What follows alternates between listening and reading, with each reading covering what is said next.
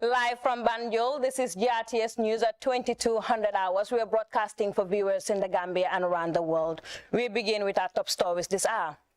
President Adama Barrow receives the final report of the Truth, Reconciliation and Reparations Commission, which details the work of the Commission over the last 3 years. With just 9 more days to the end of the race to the State House, presidential aspirants move closer to the metropolis to seek votes from the electorates.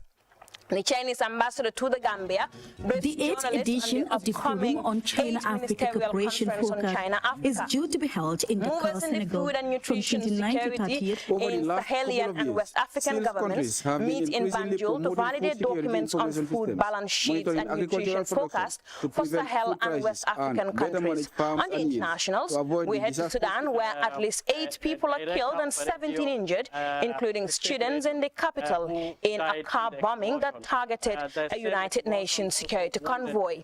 These and many other stories coming ahead in this edition of the news at 2200 hours. I am Fatumata Chaman. Thank you for joining us.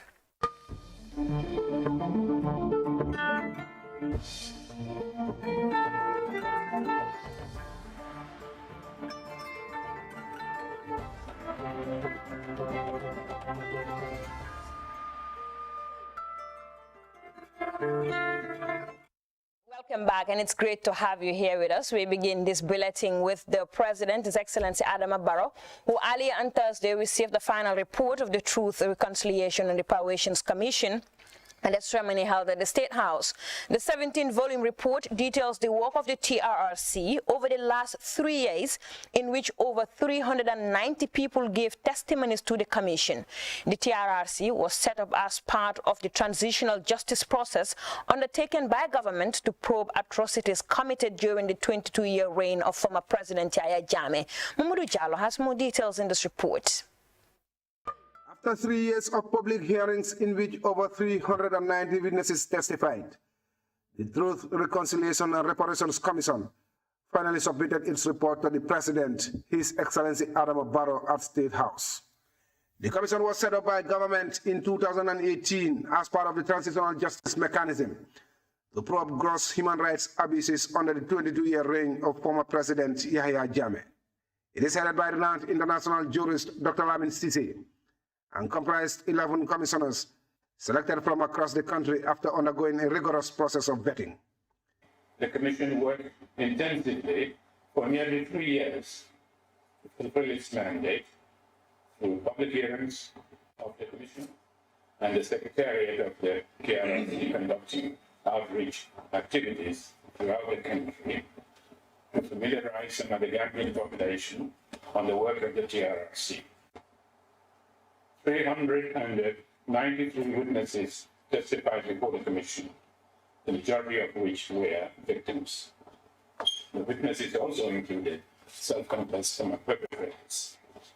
The Attorney General and Minister of Justice, Dauda Jallow, praised the commission for completing their assignment after 3 years.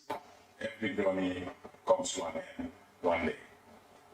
They have accomplished the assignment that has been assigned to them. And they're here today to submit a report of the work that they've been doing for nearly the past 3 years. The Deputy Chairman of the Commission, Adelaide Sose, described the ceremony as the end of an epic journey that took a toll on the entire country, given what she said were emotional and traumatic testimonies. It was a very difficult task. It was by no means easy.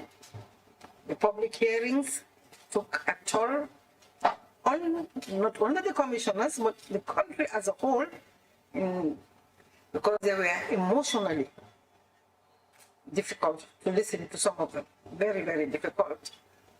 They were traumatic, but we were able to use our emotional intelligence to overcome all those hurdles, because it was a task that needed to be done. Receiving the report, the President, His Excellency Adama Barrow, said the event marked an important milestone for the Gambia as it moves to reconcile with the past. On reflection, it is a source of pride that in 2017, my government took the wise decision to establish the TRRC through an act of the National Assembly. As contained in its mandate, the Commission was to investigate human rights and other abuses committed from 1994 to 2016 in order to bring about justice and accountability, healing and reconciliation among Gambians, and to effect reparations for deserving victims. He, however, called on Gambians to learn from the experiences of other African countries that have now moved on, adding that the process should serve to promote healing and reconciliation.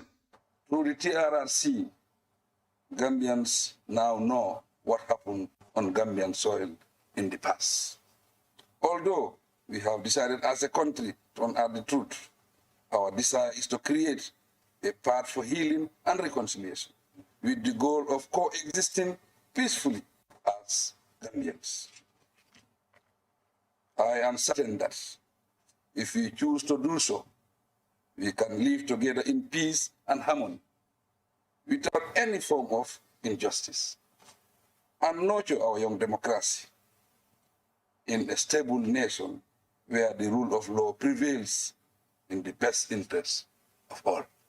President Barrow therefore thanked the Commission, witnesses and stakeholders for supporting the process, reassuring that his government will carefully study the report and its recommendations before publishing a white paper in 6 months to inform the public of its position. The President, however, advised Gambians to exercise restraint.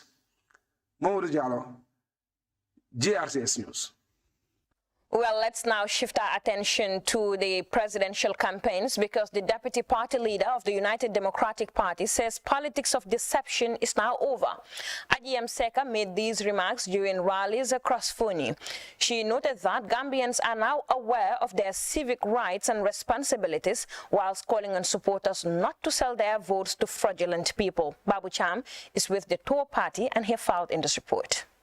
Entering the West Coast region is a crowd of supporters welcoming their party leader on the Blumen Bridge amidst fanfare and singing.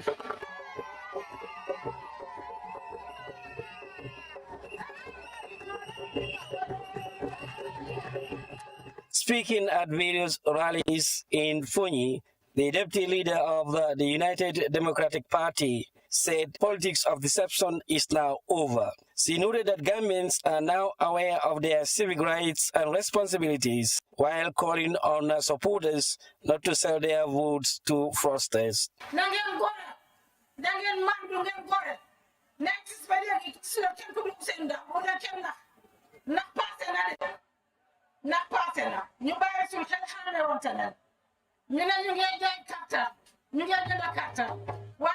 meeting in the United Democratic Party. Captain 7,000, 5,000. Maybe the same too. Just Captain. The high number. Pastor Sosa Kata. Then you take it to Nasaninga. Master registration bank and put to 200 guys Kata. Bob and die. The leader for Gambia for All, Bakari Bunjadabo, enjoined Gambians to vote for people who have the interests of the Gambia at heart. He spoke at length on the state of the economy, noting that the dollar has depreciated against world currencies. He underscored the importance of the 2021 presidential election while calling on Gambians to vote UDP for enhanced socio-economic development.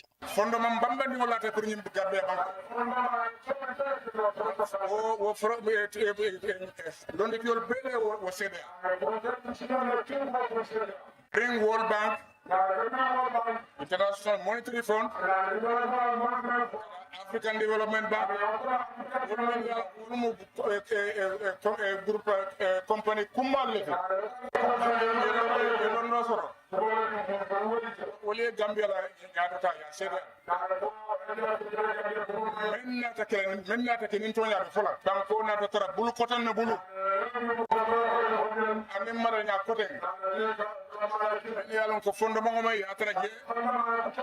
Imam Fallo Lokan, Yolo Yak, Gambia do Cambodia. Wala dana yim lay fof manifesto ñi graya bulolo economy kan wonu ku malti be mento boto ka start ko la bundala men ak alala ne mo be jaxto wo mo lati way me yitandi ko candidate do A one-time presidential aspirant, Marisak Jabate, said a UDP-led government is committed to youth and women empowerment. 5-point agenda, the UDP. You said jigéen ñi am nañ ci doole. Boo gisee maa ñëw ma alliance suma boppa UDP. dama seet suma 10-point agenda gis ne suma 10-point agenda moom la UDP break down to 5 points.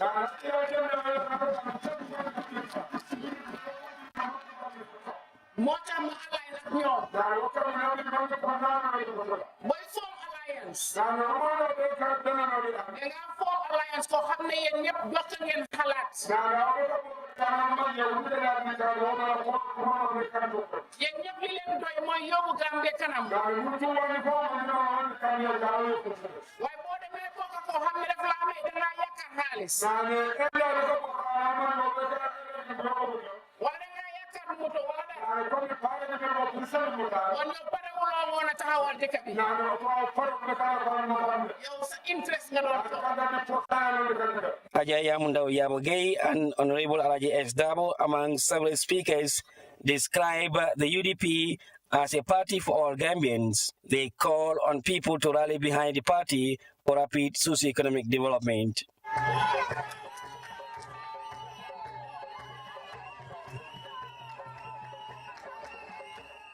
Babu Cham, GRTS. Now we're staying on the campaign trail because the People's Democratic Organization for Independence and Socialism, the PDOIS, continues their campaign in Nyamina East in the Central River Region South. The PDOIS presidential candidate Honorable Halifa Sallah and entourage held spot meetings in Mamut Fana, Kir Katim, Kir Malima, Batinjol and Kudang in Nyamina East Central River Region South. Yara Jallo has more. Honorable Sallah, who doubled as a lawmaker for Sarakunda, promised the people the PDOIS-led government would bring about a system change, which he said aimed to establish a cooperative state that provides services to all and render protection for all. Sallah said PDOIS is envisioning the birth of a new era of a sovereign republic with sovereign people who are the architect of a destiny free from ignorance, injustice, and poverty. The firebrand parliamentarian, who also doubled as the standard bearer for PDOIS, said the PDOIS-led government would ensure the harnessing of sovereign national wealth to promote the general welfare of the people, adding that under the administration, development will be people-centered. Honorable Salah told his supporters that PDOIS is aimed to build a republic of a community of sovereign citizens who have the right to be protected and shielded from ignorance and poverty. xamuloo li nga moom xamuloo ni ko war a dénkaane mu jëriñ keneen moom la ko bopp juddu ci coono màgget ci coono màgget ci coono dee ci coono doom ci coono dee ci coono dee ci coono dee ci coono. Salah said the PDOIS-led government would ensure the villages and wards have treasury where taxes and rates collected from the areas are deposited for the development of their areas. The Serekunda lawmaker also revealed that PDOIS would eradicate poverty in the country and ensure the people live in a life of liberty, dignity, and prosperity. Salah said if voted into office, they would establish cooperative banks that will provide support to the people and communities to engage in the productive ventures without paying an interest. He further stated that the cooperative state will promote consumption-based welfare by providing free education with both services where applicable and meals to children up to tertiary level. The national chairman of PDOIS, Honorable Sidi Jata, urged Gambians to listen to their messages as they have a lot to offer. Adding, since the formation of the party, they have been impacting on the lives and livelihood of Gambians in the past and will continue the momentum if elected into office.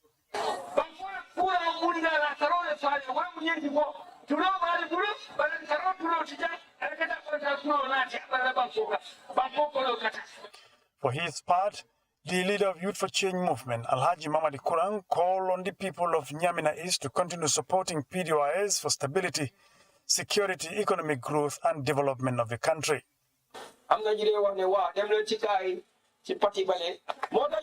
Number one, manifesto, black and white.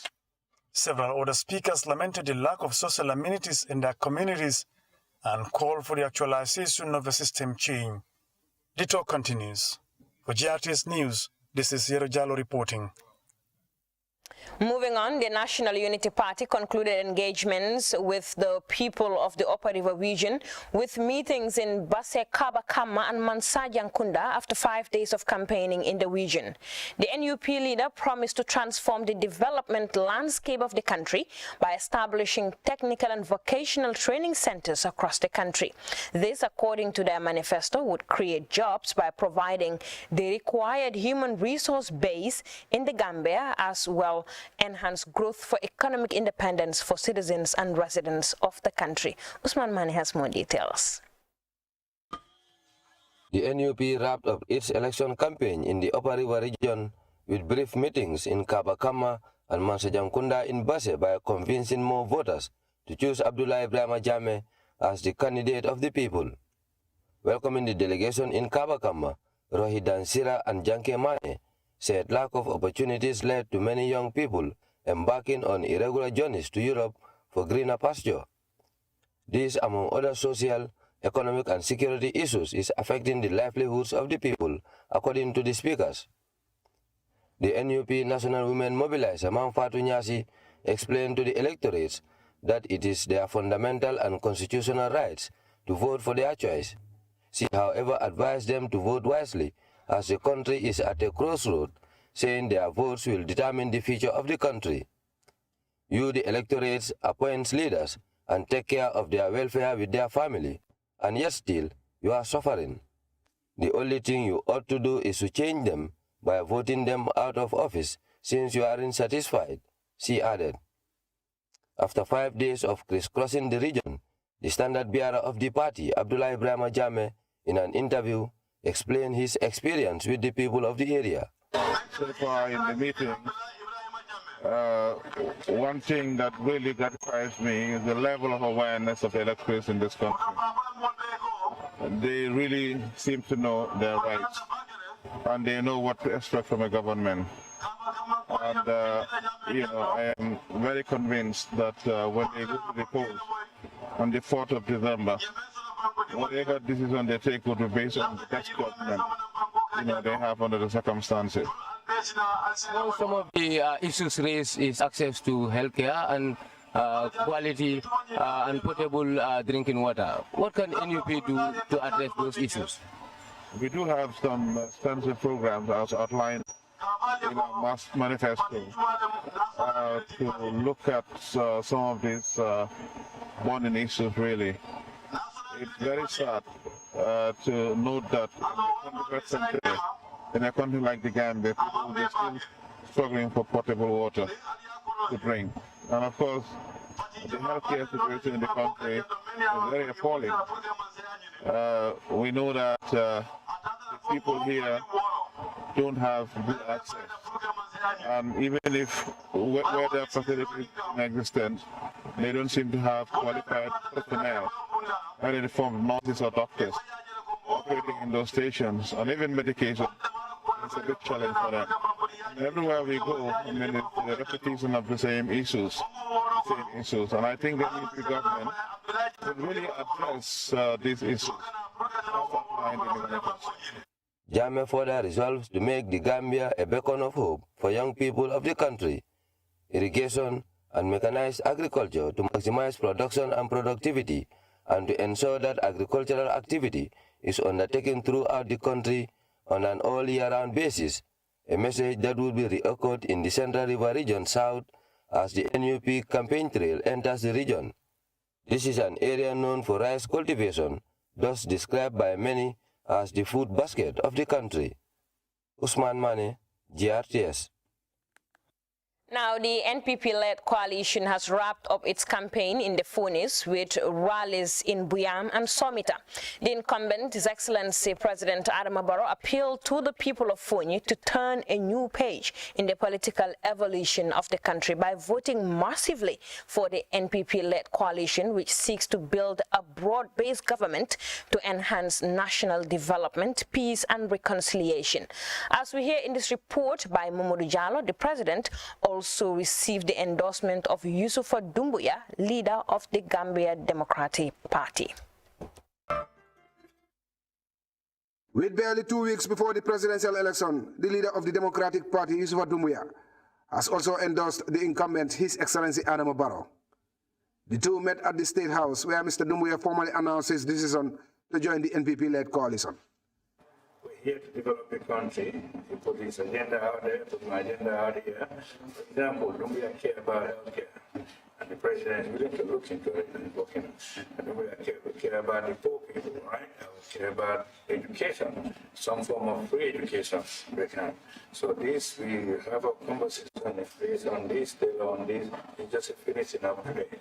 And if you are out there, you care about developing the Gambia, I think if you find someone who is willing to do that, you can align your values with that. I'm all in for Gambian people. That's why it is. Having secured his endorsement, the NPP-led coalition of 20 political parties and former independent presidential aspirants completed its campaign in the Funis with 2 meetings in Buyam and Somita. The meetings sought to rally the APRC supporters in this former ruling party stronghold to massively vote for the NPP in the election. President Barrow struck a reconciliatory tone at the 2 rallies, urging Foni to embrace the new dispensation which is set to usher in unprecedented developments if re-elected. He described Foni as an integral part of the country, with rights and responsibilities as citizens.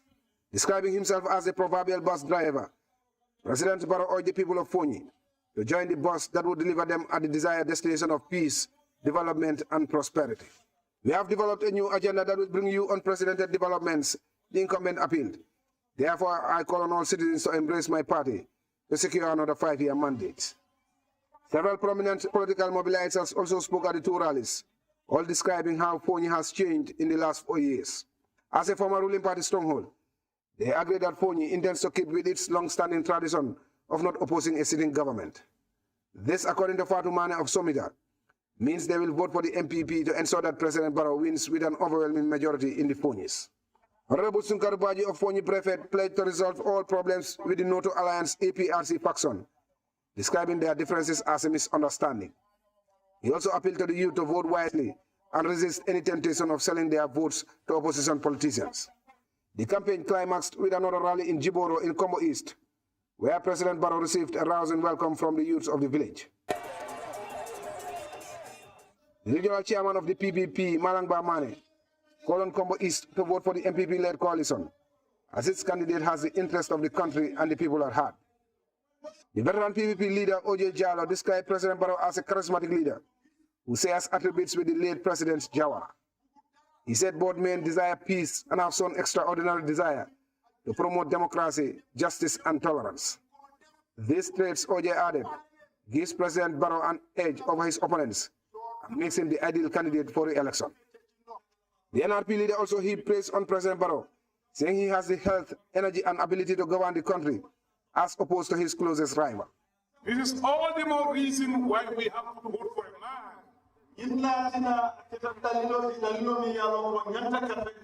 who is strong, energetic, reliable, able,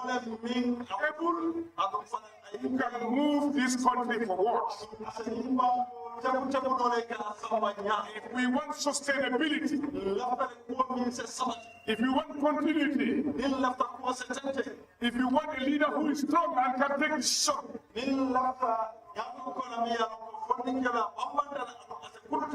we cannot miss Adama. The president thanked Combo East for the massive reception that he said reflects the mood in the entire country, where citizens have shown a genuine desire to elect the NPP-led coalition. He frowned on the politics of tribalism, arguing that as citizens, we should embrace and tolerate political diversity for the sake of democracy and peaceful coexistence. The NPP leader lashed out at his opponents, who use tribalism as a political tool to mobilize support, warning that such actions risk tearing the country apart. He finally promised to construct all the major roads in the Combos, disclosing that the first phase of these projects have already started. The campaign continues this Thursday with rallies in Gunjur, Brufut, and Kunkujang Ketea. Mamadou Diallo. Now, the GDC-led coalition has been selling their manifesto to electorates in the Lower River region as the December 4th presidential election is at the corner. Louis Mendy is with the entourage and reports the party leader Mama Kande promises rapid, sustainable development to the people of the area if he wins the election. Bito, one of the hardest rich communities in the Lower River region. Their wealth is more than 30 meters deep. They use donkeys and horses to fetch water. Not a pipe-borne water, but the locals say this is the best they can get, comparing themselves to tens of hundreds of other communities in the provincial Gambia who don't have water and on daily basis travel 2 or more kilometers to get it. Water does not only preserve life, but fundamental in the worship of God, as Muslims also use it when performing one of the most important pillars of Islam, prayers.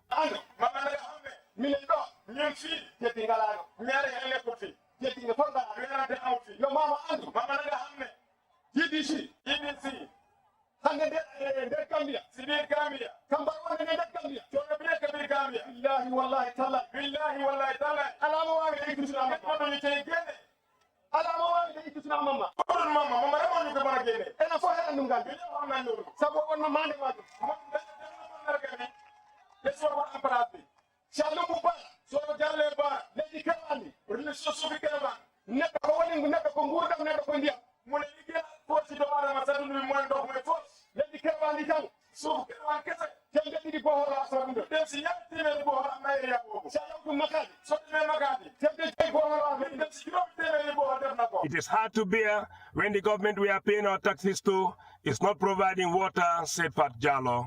This statement was repeated countless times in all the meetings held in Digante, Sare Musa, Jarasoma, and Sibito, all in the Lower River region. The difference between the Gambia Democratic Congress Party and the government is its response to our cry for quality water.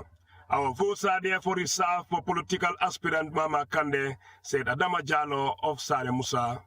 The lack of water in most communities in the Lower River region has also prevented the women from partaking in agriculture, thus exposing their poverty in an era the price of consumables continue to hit the sky, said the people of the area. Their message is clear. They desire change in governance, and Mama Kande is their choice. The lack of schools, good roads, health centers, and machines to reduce post-harvest losses are also problems, of the hard-to-reach communities in the Lower River region.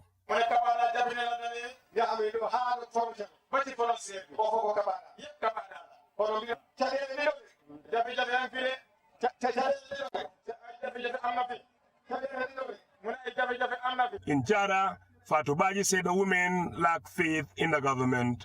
Fatou explained that the past 5 years is hard for vendors as they are often forced to leave the market immediately after dusk or risk the trouble of losing their money and valuables to thieves who are always patrolling the streets ready to pounce. Crime rate is on the rise, said Fatou, and we want a president who restores our hope in this area, hence our votes for Mama Kande. For Mama Kande, the answer to the people's problem was simple. Make me your president and the rest is accomplished.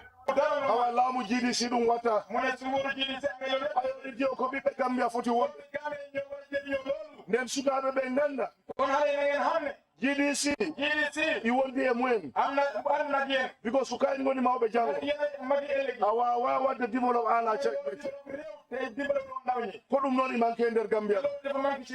Labu GDC, APRC, GAP, see Allah Jabi. Yan for we are can. Karadom Gonda.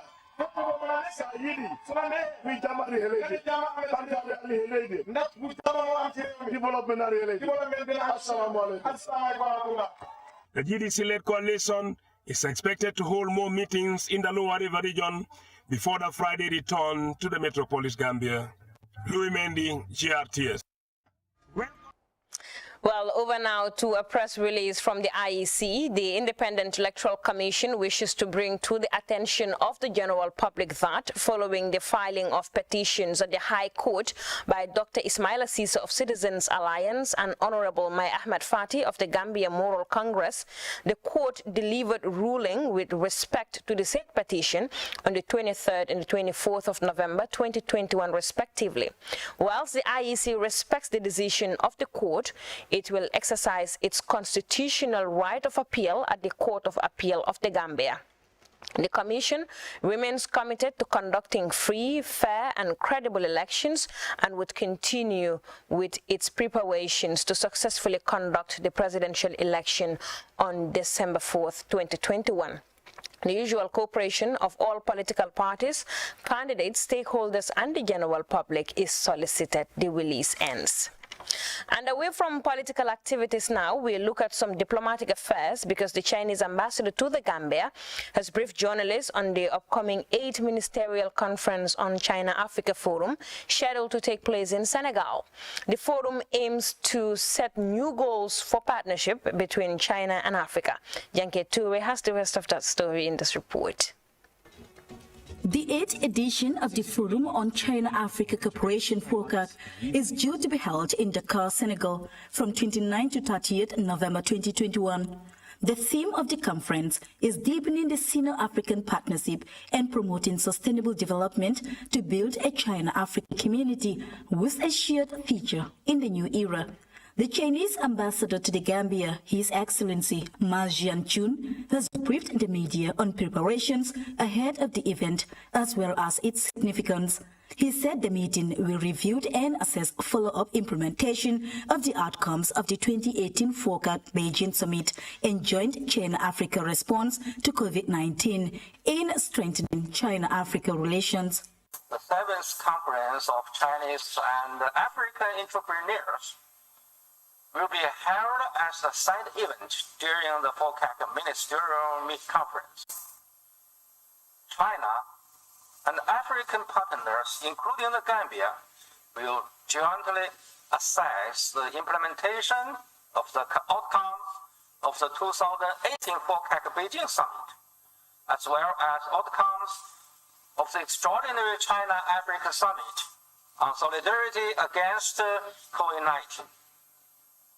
China is ready to stand together with African partners, including the Gambia, and jointly draw the roadmap of the China-Africa cooperation for the next 3 years, based on the principle of extensive consultation, joint contribution, and shared benefits. Key measures, according to Chinese authorities in Banjul, will be adopted towards transforming and upgrading China-Africa cooperation. Speaking of international engagement, the China-Africa cooperation is a fine example of jointly building a community with a shared future. The 7th Conference of Chinese and African Entrepreneurs will be held as a side event during the FOCAC Ministerial Conference. Ambassador Jian Chun also added that China is ready to join hands with African friends to deepen their mutual existing partnership and promote sustainable development. Janket Ture, GRTS News. Now, in a bid to enhance the availability of livestock and its byproducts, the Small Ruminant Enhancement Project is taking a new dimension to capacitate microfinance institutions and other stakeholders as it is about to roll out a $3 million revolving fund for actors in small ruminant production. Ibrahim Abba has the rest of that story. Small Ruminant Production Enhancement Project is said to be the biggest livestock enhancement project secured by the Gambia government from the Islamic Development Bank. The project seeks to increase the population of small ruminants with renewed focus on women and youth in order to alleviate poverty, food insecurity, and unemployment.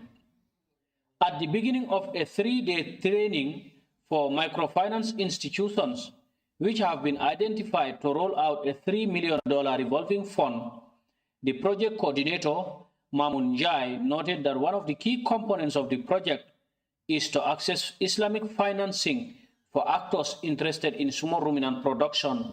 The aim of this small ruminant project is to contribute to the improvement of the livelihood of pastoral communities in the Gambia by strengthening the productivity and the resilience of the rural communities and stimulating business entrepreneurship in the livestock sector.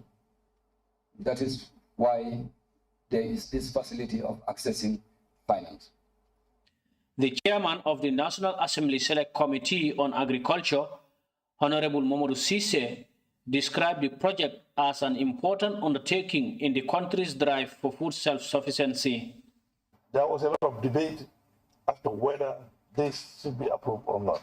But finally, the committee was able to convince the plenary to approve it with the expectation that Gambians would be given the opportunity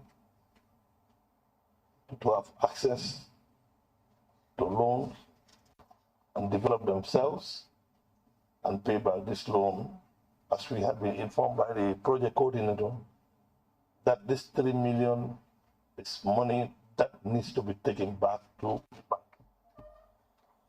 Officially declaring the training open, Momodu Sow, who deputized for the permanent secretary of the Ministry of Agriculture, disclosed that activities of the project from production to consumption are in line with the country's quest to meet the sustainable development goals. As a government, we place much premium on financial inclusion for every Gambian. Today marks a significant milestone of the project and the sector at large. The launching of the Islamic microfinance will not only open doors to access finance for financial constrained farmers, but will also boost small ruminant production and productivity in the country.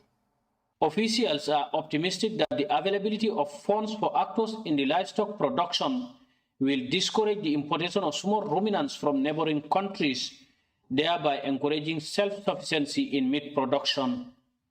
Ibrahim Abba, GRTS News.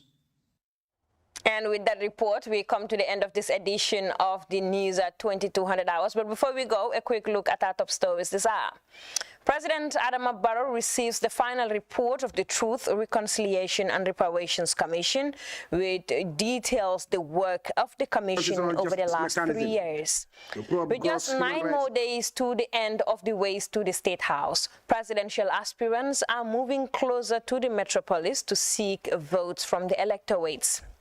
Chinese ambassador to the Gambia, has the 8th edition of the Forum on China-Africa Cooperation Focus is due to be held in Dakar, Senegal, in the food from and 29 nutrition to security in Sahelien and West African governments are meeting in Banjul to validate documents on food balance sheets and nutrition forecast for Sahel and West African countries. On the internationals, we headed to Sudan, where at least 8 people have been killed and 17 injured, including students in the capital, in a car bombing that targeted a United Nations security convoy.